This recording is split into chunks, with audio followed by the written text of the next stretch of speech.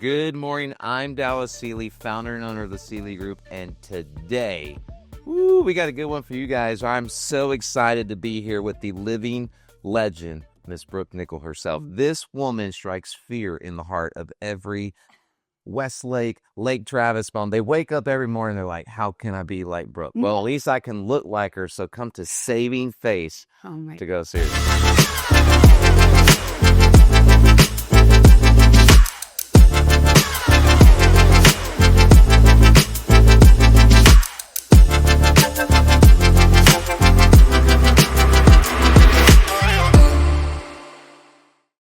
So, big golf clap. I am so excited, so honored to be here. You've been helping my wife look her best for years. Thank you. And I'm excited to dive in. Are you ready? Let's go. Let's go. Thank you for having me. What a great introduction. I really appreciate that. And it doesn't take much to keep your wife looking beautiful. So I appreciate that intro. Let's start from the beginning. You are originally from Mississippi. Is that correct? I am. Yes, sir. I am from Brandon, Mississippi. I lived there most of my life. Also Mobile, Alabama. My dad was in the food industry. So we got transferred and promoted back. But primarily Mississippi is my roots. And then took off to California for a decade. And that's where I got into this industry. What part of California? So I lived all over Southern California, from Huntington Beach, Hollywood. Finally got smart, moved to Santa Monica my last 3 years. You're an LA girl. You went from Mississippi to LA. I did, yeah. Okay. Yeah. And I loved every bit of it. Because these were your single days, right? These are my single days. Yeah. From 24 to 34. It was a really great time. It was a fun time. So, sidebar, I heard from a birdie, was there a Hugh Hefner story? Oh, there's definitely Hugh Hefner stories. There's reality TV stories. There's all kinds of fun stories that we should talk about later. Okay, we'll save that from another episode. But perfect. So you're in LA. How did you get into the industry? That's a great question. So I, like a lot of people, had a really big judgment and stigma around people who do Botox or injections, and just, I didn't know enough about it, and I didn't have my own experience. So I was very judgy. But plastic surgeon I worked for, very popular surgeon, Garth Fisher, he asked me, he said, hey, do you want to go learn how to do Botox? And I was like, I will never do Botox, and I will never work with women who do Botox, but I definitely need those continuing education credits, so I'll go with you. So this was in 2007. We went to Rebecca Fitzgerald. She's one of the most amazing dermatologist educators in the industry. And I was 27 at the time. And she said, hey, stand up. And I'm in this training and I'm so nervous. And she says, if you look at her upper third and her mid third and her lower third and the white ring around her lip, and she made it an art. And I don't know if it was my ego or my right brain that just exploded, but I was like, you know what? As long as I take pictures of these crazy women, they can't blame me for something that was already there. I think I might love doing this. And so as the operating room nurse for a top plastic surgeon, I was in the OR looking at the anatomy, watching everything that he would do, how he would consult, watching the aging face, the bone, the vessels, all of the things. And I thought, how can I offer this in a way of a non-surgical approach? And so that's what started my aesthetic journey. So recap for the novices at home and myself, obviously. I just heard that you spent 10 years in LA, which for your industry is really the lion's den, sharpening your craft, cutting your teeth, and becoming the best of the best. Is that a good assessment? It's a pretty good assessment. I was in ICU. I was a critical care nurse. That's how I got out there as a travel nurse. So I started in ICU, and from about 2007, I got into the aesthetic world. And it was about when Allergan launched Juvederm. And so there were trainings on every corner. And because I worked for Garth Fisher, I was able to go, and I was just a sponge. And I am not like the A student. Like it takes a lot. But for some reason in this industry, and I think this is just God's purpose for me, was I absorbed every single bit of this, and I just became present and engaged and excited and passionate. That's it. Passionate. It became my passion and my purpose. You can feel it. Right? Yeah. So you're in LA. It's what year and why did you relocate from sort of the lion's den of your industry to Austin, Texas? So I was 33 years old, and this was around 2011. And I met my handsome husband, Jason. He's got great hair, by the way. He's got great hair, Yeah. great hair. And he has really pretty eyes, and that was what captured me. So I didn't necessarily want to raise children in LA. I never, from Mississippi, I never thought this was going to be my forever home. And he was from Austin, and he was just happened to be visiting. We met on a blind date, and he checked every single box that I had as far as what I wanted in a man and a partner. And a year and a half later, moved to Austin, Texas, and we got married. Okay. What year was that? 2012. Okay. So 2012, it's evolved from the sowing our single oats and really becoming a master of our professional craft. And now we're going to settle down in Austin, start a family. Yes. And talk to us on how Saving Face was born. Well, so I had first thought I was going to work for a practice here to gather some clientele and get my feet wet in a new city. And I was just encouraged by Jason and a few people that just said, Brooke, you should start your own thing. Like, you've got it, and we can, we'll help you. And then all the cards aligned. I just say, like, my angels and guides were with me, because the medical director just fell in my lap, and he happened to be friends with the Dr. Gary Modicke, who I had worked with on Sunset Boulevard. And so Gary could vouch for me for Dr. Piazza. And then Piazza was like, I'm in. And so I got a medical director right away. I found this cute little 1-bedroom out of a tree house in the back of the Caswell house, which is just this gorgeous home in Austin. And I just thought, you know what? I'm going to do it. I'm going to do it. And so from a $5,000 loan from my husband, I created Saving Face. Wow. It's a big bet on yourself. It worked out well, didn't it? It was one of his best returns. Okay. So before we talk about the next step, why the name Saving Face? Where'd that come from? Oh, my gosh. It's just one of those things that I was injecting for Dr. Gary Modicke and Sunset Boulevard, and thinking about my next steps and thinking about if I ever owned a practice, or what would it called. And literally, I don't know if it was from a song or someone said it, but I was like, oh my gosh, that's it. That is an incredible name, because this can be such a stuffy industry. And I just love the pun on Saving Face. And I think it just kind of brings it all back down. And I really love it that we are in this kind of luxury industry, but also just with a fun, down-to-earth name. So I did all the research behind it. It was available. I got the trademark on it as an injectable med spa, and there's a lot of people who want it. But offered her big money for it. Yeah, so we got it. So you launched the business. It is a one-woman show. You're operating out of the treehouse, and kind of walk us through the evolution in those early years. How did you get your business? How did it evolve from the treehouse? All the things. So I think I've always had an entrepreneur spirit, and I love signing checks, right? And I took some UT courses here that were for entrepreneurs in Texas, and so I learned what's the demographic, who's making the money, where's the best location going to be in Austin. So I did a lot of that.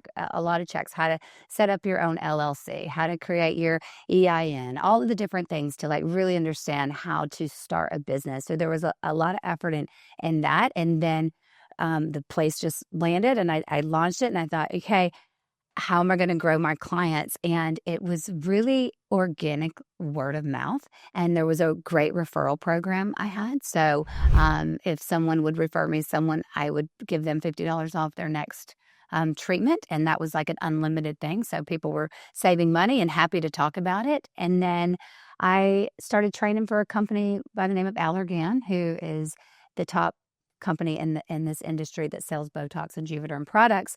And as the trainer, I poured into all of the other med spas in the town. And if they had something that was out of their league or just something they didn't feel comfortable doing, they would send me their business. And so I also partnered with hairdressers, giving anybody in the beauty industry 20% off. You're a hustler. Send me. You knocked on some doors. I knocked on some doors, and I also had an intentional gap in my business model, which was not to do facials, because I could partner with all of the one-woman show facialists out there and not be in competition.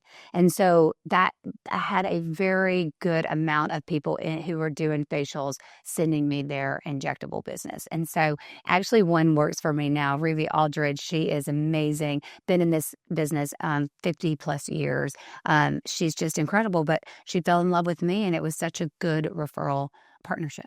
Perfect. So you grew organically, not only through your clientele and created some incredible client referral options, win-win for all parties involved, but it sounds like you grew your team and your business organically as well. Walk us through the evolution chapters, going from the treehouse to now you're at this early 1900s colonial. You have a second location. I heard there's plans in the work off South Lamar, all the things. How did you grow from just Brooke kicking ass and taking names to like the uber pinnacle of Austin socialites that we know today? Oh my God, you're so sweet. That's so kind. Well, 4 years it was a one-woman show, and then I got to take over 2 rooms at the Treehouse, which allowed me to bring on another injector, Victoria Hunter. She's just such a love. She's been with me 7+ years now. So I brought her on as another injector. And then what was an injectable only business, we started dissolving fat in people's faces, and I realized I needed a laser to tighten people's jowls up. So the first laser I brought on was Ultherapy, and I brought on my laser tech, Claire McGann. So I had me, and I had an assistant. I had Natalie, who's still with me now, and Victoria. So there was us 4 for quite some time, and then we grew out of the Treehouse, which then became my laser lounge, and we moved into 1201 Rio Grande, which is now our wellness location, just around the corner. And so from that, I grabbed another injector. So we became 3 injectors, and we were really getting it, and it was good. And then we had COVID. COVID happened, shut everything down. But you know what came up after COVID? The Zoom boom. And everybody was looking at themselves on the Zoom, and they didn't like this or they didn't like that. And they took their little checks they got from the government and came right into our office. And we had our best year yet coming after COVID, after the shutdown, because everybody wanted to improve their look on video. I think I've never heard that term. You need to trademark and start making editors. Let's put it right here. It is officially called the Zoom boom. Right. It is a thing in our industry. It was a really big thing. So Zoom boom happened. We got to bring on more people. And then I think I stayed at around 10, 12 employees for a bit.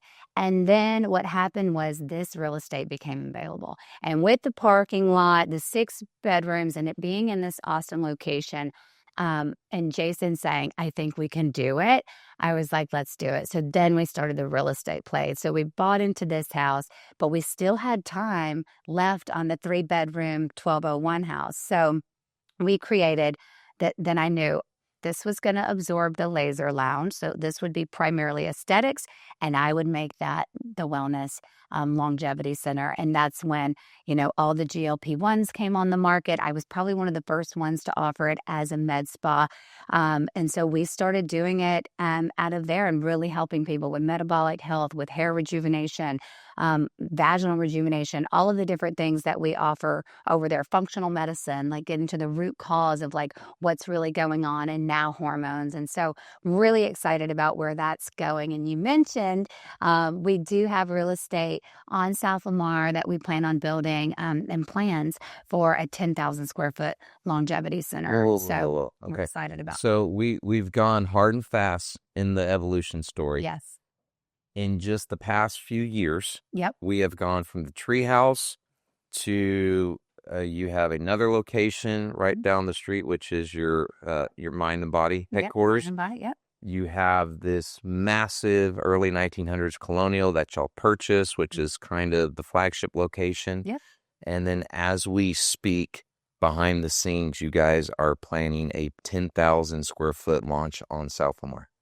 Yes, and I forgot to tell you, we opened up Hill Country last year. So I partnered with one of my amazing physician assistants, Macy Barron, and she runs a 2-bedroom situation out of Alive and Well, which is out kind of headed towards Spicewood.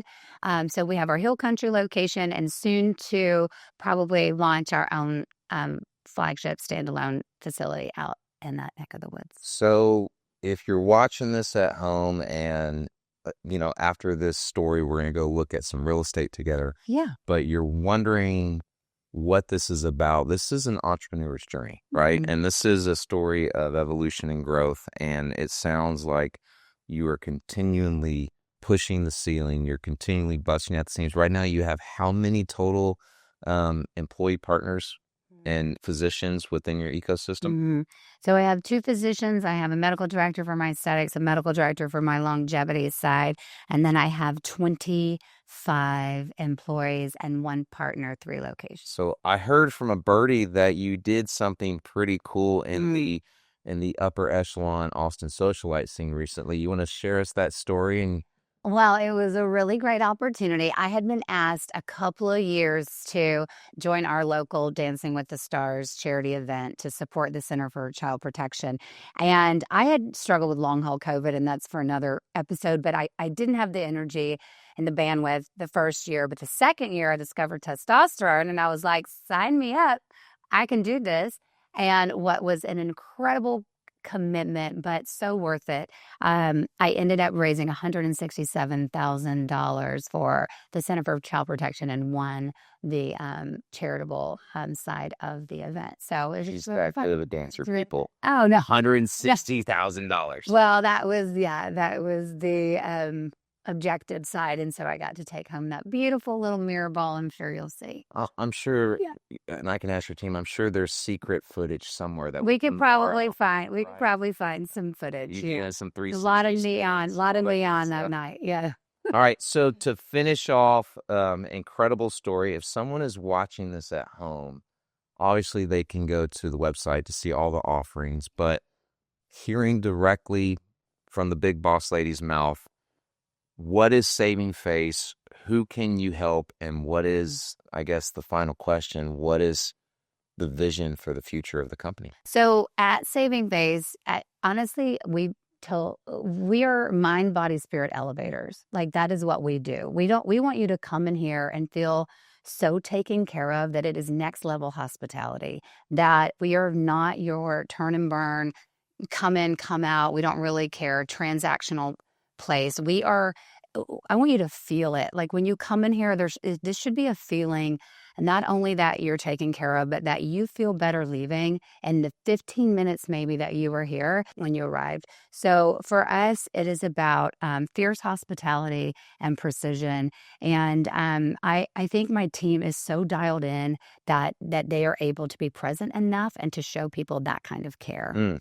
So that's where our mission is. And honestly, we just want we want a place to educate people around metabolic health and how to feel good from the inside out. So it's interesting to me too. And I think this evolution of starting from an injectable only boutique lounge to basically regenerative aesthetics and longevity and beauty from the inside out. And that is just, it's so incredible that it's just this huge span of how we can help people. And I think we have the right team in place to do it. So, I mean, sign me up. yeah, I'm on board. come on. Okay, so last question. Yeah. With your spirit, your passion, your fierce hospitality, what does the next 10 years look like for Saving Face?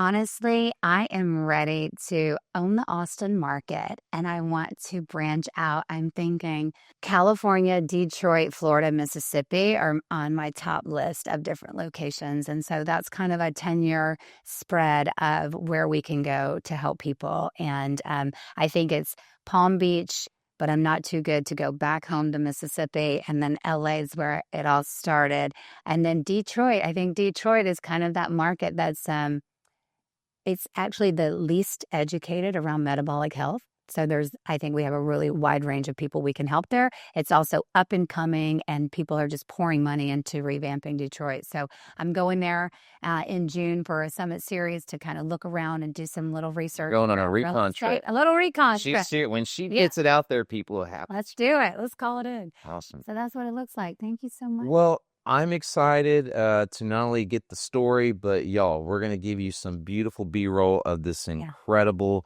early 1900s colonial state. And then we're going to get to kind of my expertise. We're going to go look at this absolutely stunning home in the heart of Zilker that we are helping you sell right now. Can't wait. All right. Can't wait. Let's do it. Thanks, guys. Thank you so much. Bye.